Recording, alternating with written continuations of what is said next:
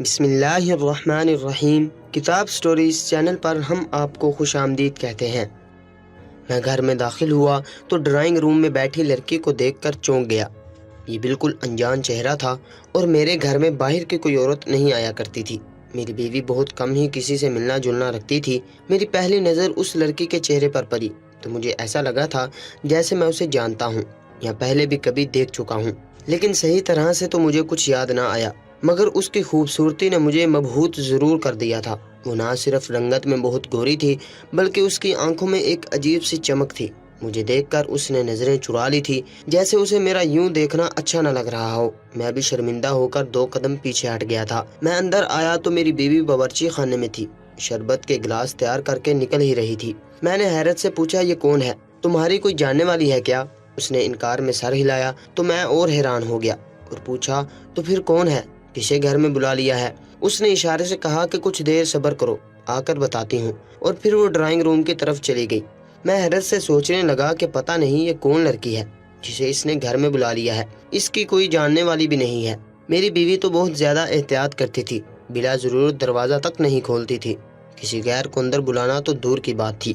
کوئی آدھا گھنٹہ گزر گیا اور پھر میری بیوی اسے رخصت کر کے اندر آئی تو کہنے لگی، بیچاری بیوہ لڑکی ہے، کرائے کے مکان کی تلاش میں آئی تھی۔ کسی نے اسے بتایا کہ ہمارا برابر والا گھر خالی ہے تو وہ دروازہ بجانے لگی۔ اکیلی تھی، اس لیے میں نے اندر بلا لیا، اور پھر دیکھنے میں بھی کافی اچھی معلوم ہو رہی تھی۔ اپنی بیوی کی ساری باتوں کو نظر انداز کرتے میرا ذہن صرف ایک ہی بات پر اٹک گیا۔ میں نے حیرت سے اپنی بیوی سے پوچھا، بیوہ لڑکی؟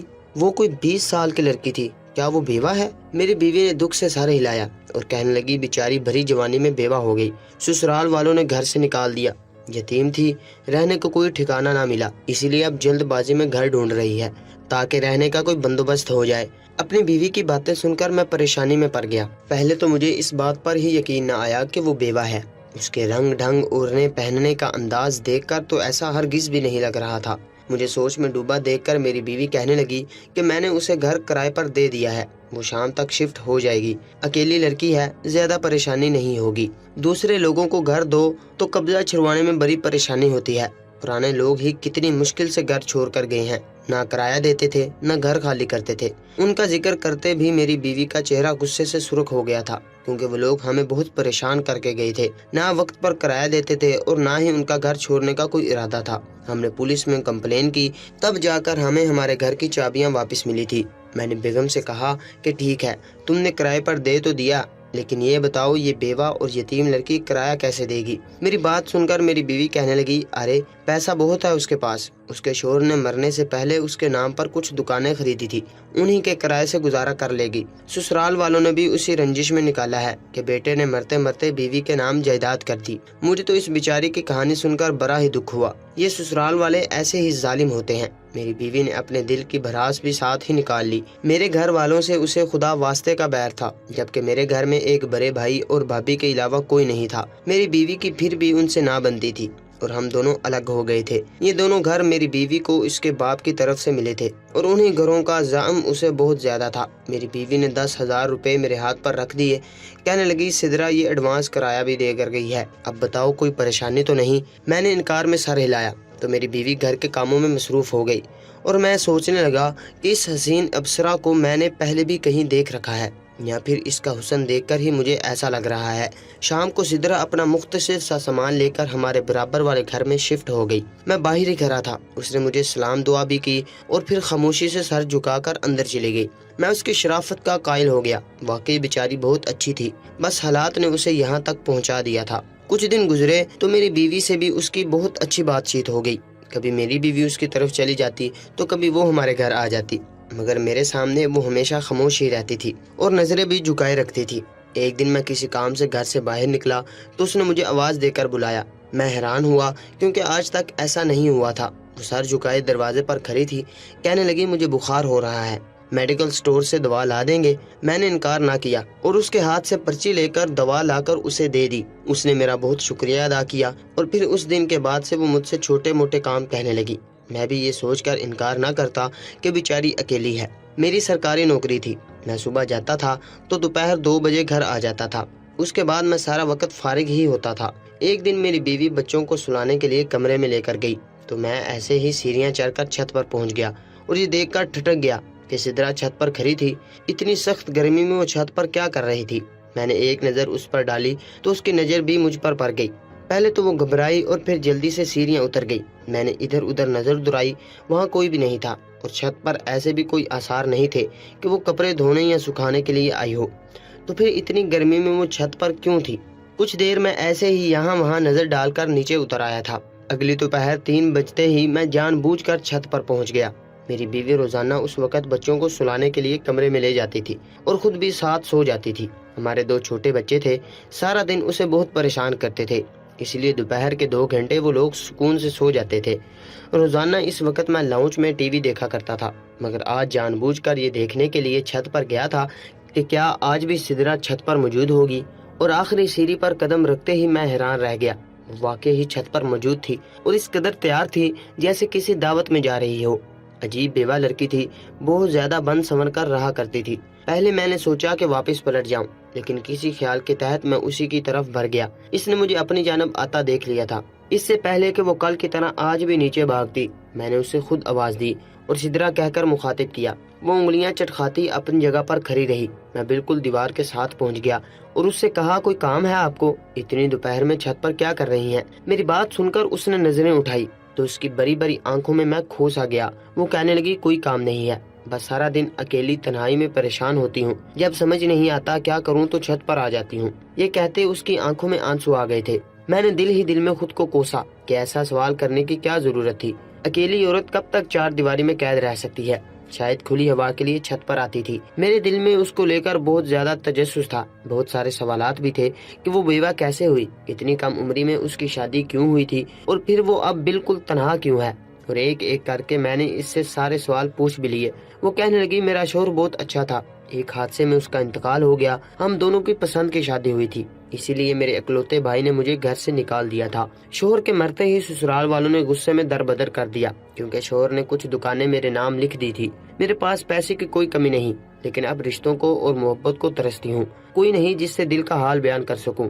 وہ بھی دیوار کے قریب چلی آئی تھی، ہم دونوں کے درمیان بس اب ایک دیوار کا فاصلہ رہ گیا تھا۔ مجھے اس کی سانسوں کی آواز تک محسوس ہو رہی تھی، اور یہی بات میرے جذبات کو ابھار رہی تھی۔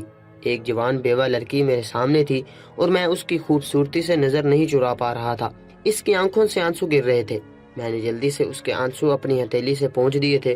میری اس حرکت پر وہ ایک دم گھبرا کر مجھے دیکھنے لگی، لیکن میں دھیرے سے مسکرا دیا۔ میں نے اسے تسلی دی اور کہا، تم فکر نہ کرو، جب بھی کوئی بات ہو مجھ سے کہہ دیا کرو۔ میرے اپنائیت بھرے انداز پر وہ مسکرا دی تھی۔ کہنے لگی، آپ کا شکریہ، آپ میرا بہت ساتھ دیتے ہیں، چھوٹے موٹے کام کر دیتے ہیں، میرے لیے یہی بہت ہے۔ کچھ دیر میں اس کے ساتھ یوں ہی باتیں کرتا رہا، اور پھر جب مجھے اندازہ ہوا کہ وقت ہو گیا ہے، کیا میری بیوی اٹھ کر کمرے سے باہر نکلے گی، تو میں جلدی سے واپس نیچے چلا آیا۔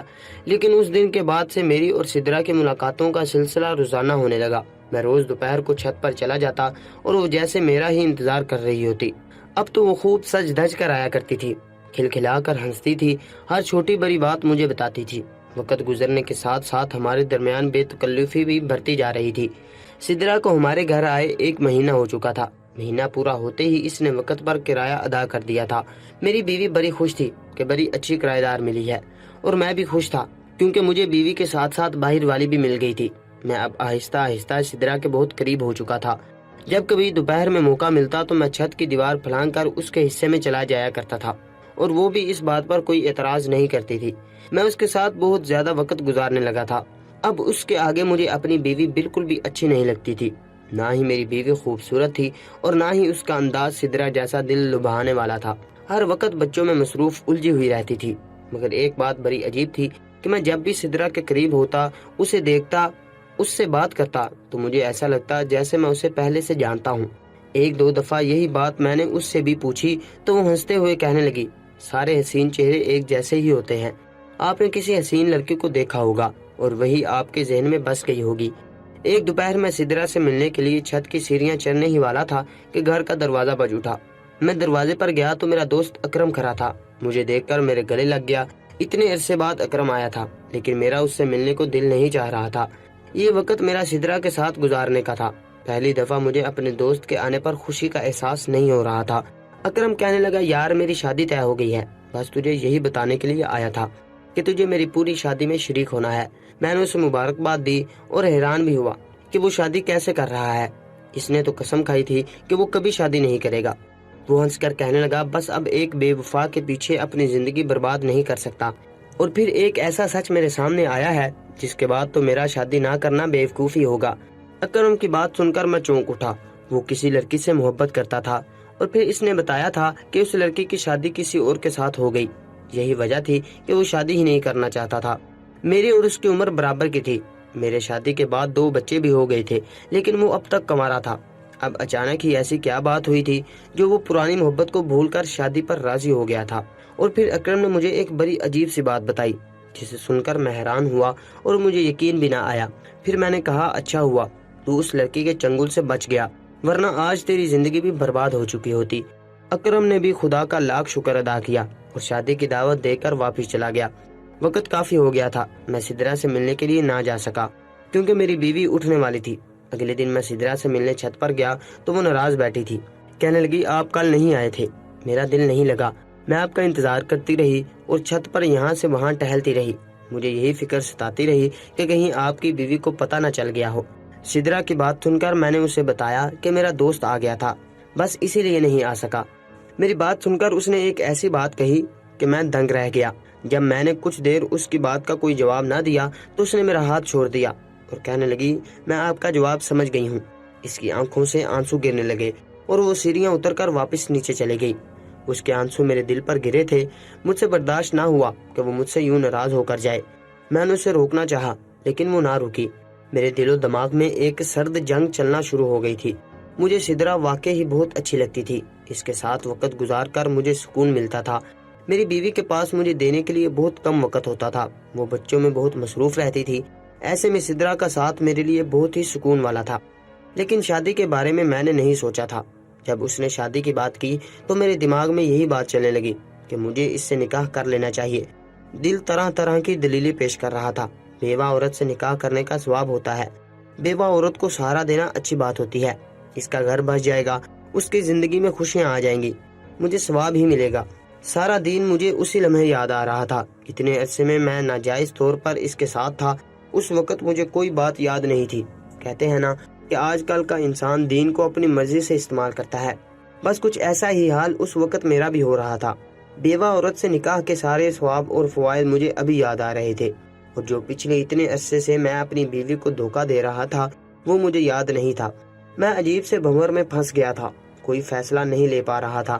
اگلے دن میں چھت پر گیا تو سدرا چھت پر نہیں تھی۔ میں نے چھت کی دیوار پھلانگی اور نیچے اتر گیا۔ وہ اپنے کمرے کے بستر پر پڑی رو رہی تھی۔ اسے اس طرح روتا دیکھ کر میرا دل اس کے لیے نرم ہو گیا۔ میں نے اس کا ہاتھ پکڑا اور اس سے کہا، ٹھیک ہے، میں تم سے نکاح کرنے کے لیے تیار ہوں۔ یہ سنتے ہی اس کے چہرے پر خوشی آ گئی۔ اس کے آنسوں نے میرے فیصلے کو آسان کر دیا تھا۔ اگلے دن ہم دونوں مقررہ وقت پر کورٹ پہنچ گئے۔ میرا اس سے کورٹ میرج کرنے کا ارادہ تھا۔ وہ بہت ہی خوبصورت لگ رہی تھی، سر جھکائے بیٹھی تھی۔ وکیل نے کاغذات پر کیے اور پھر حق مہر کے بارے میں سوال کیا تو سدرا بول اٹھی کہ اسے حق مہر میں وہ گھر چاہیے جس میں وہ رہتی ہے۔ یہ سن کر میں دنگ رہ گیا اور اسے کہا کہ وہ گھر میری بیوی کو اس کے میکے سے ملا ہے، میں اسے کیسے دے سکتا ہوں؟ وہ کہنے لگی، بے فکر رہیں، وہ گھر آپ کا ہی رہے گا۔ میں ویسے حفاظت کے طور پر وہ گھر اس لیے اپنے نام کروانا چاہتی ہوں تاکہ دوبارہ کبھی بے گھر نہ ہو سکوں۔ میں وقت پر کرایہ ادا کرتی رہوں گی اور آپ کی بیوی کو بھی کبھی یہ بات پتہ نہیں چلے گی۔ میں سوچ میں پڑ گیا تھا۔ میری بیوی نے میکے سے گھر ملتے ہی میرے نام پر ٹرانسفر کر دیے تھے۔ وہ مجھ سے بہت محبت کرتی تھی، اس لیے اس کا جو کچھ بھی تھا وہ سب میرے نام کر چکی تھی۔ حق مہر میں یہ گھر سدرا کے نام کرنا میرے لیے مشکل نہیں تھا۔ میرے پاس ایک گھر اپنا بھی تھا، مگر بات ساری یہ تھی کہ یہ گھر میری بیوی کو اس کے میکے سے ملے تھے۔ وکیل نے کہا کہ میں انتظار کر رہا ہوں اور میں فیصلہ ہی نہیں کر پا رہا تھا۔ سدرا نے نظر اٹھا کر میری طرف دیکھا اور کہنے لگی، کوئی پریشانی ہے؟ ایسی کوئی غلط بات تو نہیں کہی ہے میں اپنی ساری زندگی آپ کے نام کر رہی ہوں، آپ ایک چھت میرے نام نہیں کر سکتے۔ اس کی بات سن کر میں خاموش ہو گیا۔ پھر میں نے جھوٹ کا سہارا لیا اور سدرا سے کہا کہ وہ گھر تو میری بیوی کے ہی نام پر ہے۔ سدرا کہنے لگی، میری بیوی نے خود اسے بتایا ہے کہ اس نے اپنا سب کچھ میرے نام کر دیا ہے۔ میں نے کہا، ہاں، زبانی طور پر تو وہ کہہ چکی ہے، لیکن ابھی کاغذات تیار نہیں ہوئے، اسی لیے جب تک وہ گھر میرا نہیں ہو جاتا میں بھی تمہارے نام نہیں کر سکتا۔ ایک دفعہ گھر میرے نام ہو جائے پھر میں تمہارے نام کر دوں گا۔ فی الحال تم حق مہر میں جتنا چاہو پیسہ لکھوا سکتی ہو۔ وہ سوچ میں پڑ گئی اور پھر اس نے 1,00,000 روپے حق مہر میں لکھوا لیے اور مجھ سے وعدہ لیا کہ میں جلدی وہ گھر اس کے نام کر دوں گا۔ میں نے بھی وعدہ کر لیا۔ میں اس سے نکاح کر کے لوٹ آیا تھا اور بہت خوش تھا۔ میری ایک نہیں دو بیویاں تھیں۔ مجھے اس بات کا ذرا بھی ملال نہیں تھا کہ میں نے اپنی بیوی بچوں کو دھوکہ دیا ہے، اپنی بیوی کی اجازت کے بغیر دوسرا نکاح کر لیا ہے۔ شام ہوئی تو اکرم کا فون آ گیا۔ کہنے لگا تم بھول گئی ہو کیا؟ شادی شروع ہو چکی ہے، میرا کمرہ سجانے آ جاؤ، کل بارات ہے۔ اس کی بات سن کر میں فوراً ہی اس کی طرف چل پڑا۔ بہت عرصے بعد میں اس کے گھر گیا تھا۔ مجھے دیکھ کر وہ خوش ہوا۔ اس نے مجھے گلے سے لگایا اور پھر کمرے کی سجاوٹ شروع کر دی۔ تھوڑی بہت سیٹنگ بھی کرنی تھی۔ فرنیچر سیٹ کرتے ہوئے اس کے کمرے میں رکھے پرانے شیلف کو سٹور میں رکھنے کی بات آئی تو میں اور وہ مل کر کتابوں کے اس شیلف کو سٹور میں پہنچانے لگے۔ سٹور میں پہنچ کر شیلف سیٹ کرتے وقت کچھ کتابیں میرا ہاتھ لگنے سے گر پڑی۔ میں انہیں اٹھا کر وہ کتابیں جمع کی تو ان میں میرے دوست اکرم کی ڈائری بھی تھی جو کھل کر گری تھی اور اس میں سے ایک تصویر نکل گئی تھی۔ جیسے ہی میں نے وہ تصویر اٹھا کر ڈائری میں واپس رکھنی چاہی تو میری نظر تصویر کے چہرے پر جم گئی۔ میں پھٹی پھٹی آنکھوں سے وہ تصویر دیکھنے لگا۔ اتنے میں اکرم وہاں چلا آیا۔ وہ تصویر دیکھتے ہی اس نے اپنی جیب سے لائٹر نکالا اور اس تصویر کو جلا دیا۔ میں ہکا بکا یہ سب دیکھ رہا تھا۔ زبان میں اتنی سکت بھی نہیں تھی کہ پوچھ سکوں یہ کون ہے۔ وہ خود ہی کہنے لگا کہ پرانی یادوں کو جلا دینا ہی بہتر ہے۔ اس کی وجہ سے میں نے اپنی زندگی کے اتنے سال برباد کیے اور بعد میں مجھے پتا چلا کہ یہ کس قسم کی عورت ہے۔ وہ تو میری ماں کی دعاؤں کا نتیجہ تھا جو میں اس کے چنگل سے بچ گیا، ورنہ یہ تو پیسے والے مردوں سے نکاح کرتی ہے اور پھر حق مہر لے کر طلاق لے لیتی ہے۔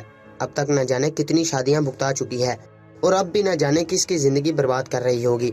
اس نے مجھے امیر سمجھ کر اپنے جال میں پھنسایا تھا، لیکن جب اسے پتا چلا کہ میرے پاس کچھ بھی نہیں ہے تو یہ خود ہی مجھے چھوڑ کر چلی گئی تھی۔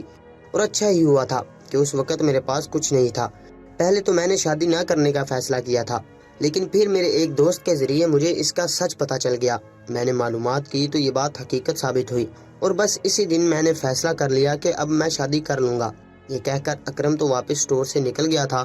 وہ جلتی ہوئی تصویر فرش پر پڑی تھی اور ساتھ ہی میرا دل بھی سلک رہا تھا۔ کاش یہ حقیقت کچھ دیر پہلے میرے سامنے آئی ہوتی تو میں سدرا کے چنگل میں نہ پھنستا۔ اب مجھے سمجھ آ رہا تھا کہ وہ کیوں میرا گھر اپنے نام کروانا چاہتی تھی۔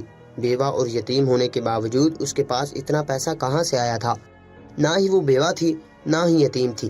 اس کی حرکتوں کی وجہ سے اس کے گھر والوں نے اسے نکال دیا تھا اور طلاق کو وہ بیوگی کا نام دے دیا کرتی تھی۔ میں نے خدا کا لاکھ شکر ادا کیا کہ نہ جانے کیوں میرے دل میں یہ بات آئی تھی کہ میں اپنی بیوی کا گھر اس کے نام نہ کروں، اور یہی میں نے بہت اچھا فیصلہ کیا تھا۔